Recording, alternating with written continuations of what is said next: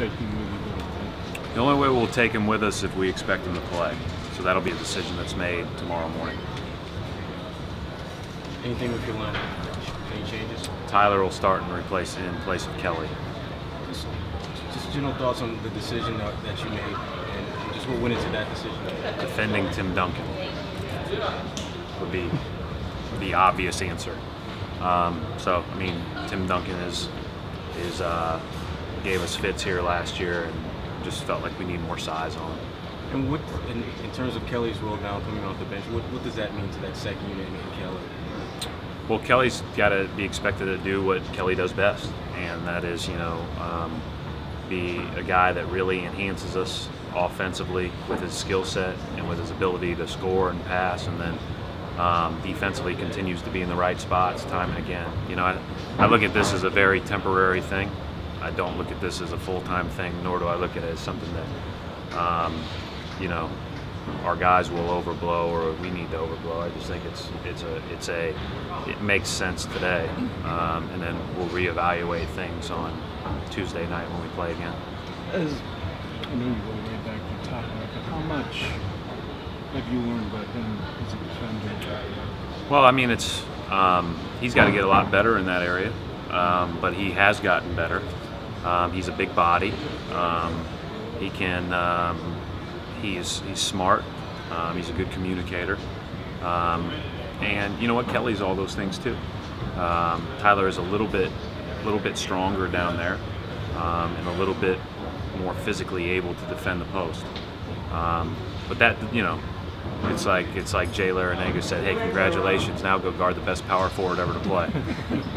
So I mean, it's all relative, right? So because let's give him kudos after the fact.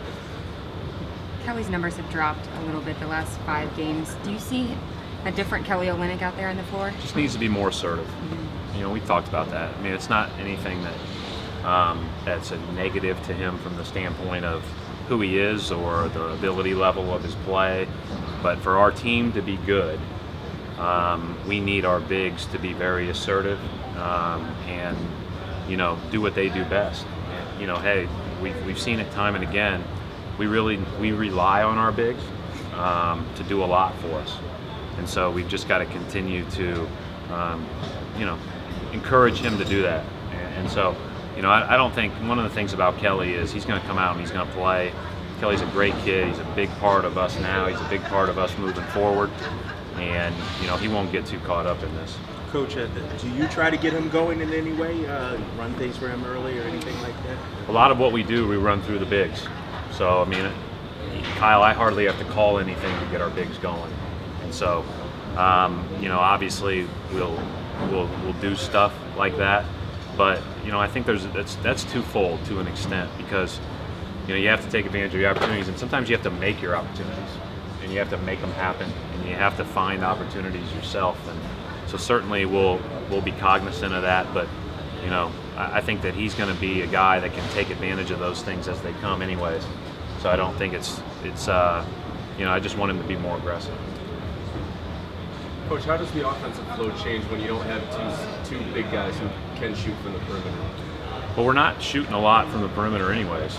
So I don't think it changes a ton. I think the biggest thing that I would say is that Tyler Zeller has shown the ability that I wasn't as familiar with before he got here to pass, and so we can still do all of our dribble handoffs and passing and all the things that we ask those guys to do. Tyler obviously roll more and play in the post more than Kelly will, but Sully complements that. He can do either, so it doesn't change a ton from our standpoint. I think as a team we've talked about we need to shoot the ball better, and I don't know if it's that we've struggled to make shots, if that's why we're not shooting as much, but we're going to have to start to make shots to stretch the defense, to reopen up those interior rolls and drives and those types of things. Coach, you guys are 5th in the league in field goal percentage, and you say you want to shoot the ball better. Do you think it's Talking just from missing? 3. Oh, from 3. Oh, okay. Yeah. So I mean, we've got to be able to stretch it more. And we are pretty good shooting it as far as at the 2-point range. And a lot of that is pace, and a lot of that is the ability to get to those spots after ball movement. What we talked about, especially late in games, is the we become more stagnant, and we become we probably need to do all of the little things a little bit better. But as far as shooting the ball in the paint, yeah, we're pretty good, paint scoring team. Brad, it seems like Rondo had a chemistry with Zeller right away. And it seems like the other guys have also kind of, and it seems like every time he rolls, somebody's trying to find him. I mean, how does he's they're throwing him a lot of passes. Yeah, and I'm not saying this about any one of our guards, not Rondo, but any of our, to a fault, because now we're trying to force feed him some when we're open behind him. And so we've got to mix that in and balance that in. But Tyler's an easy guy to want to play with, right? Because you know exactly what he's going to do. When he catches on the perimeter, he is a passer and a dribble handoff guy. And when he catches it on the roll or in the post, he can score it. But you know where he's going to be all the time. But again, this is a lot more about us matching up with them, and hopefully that gives us a little bit of a spark, but we'll see. Thanks.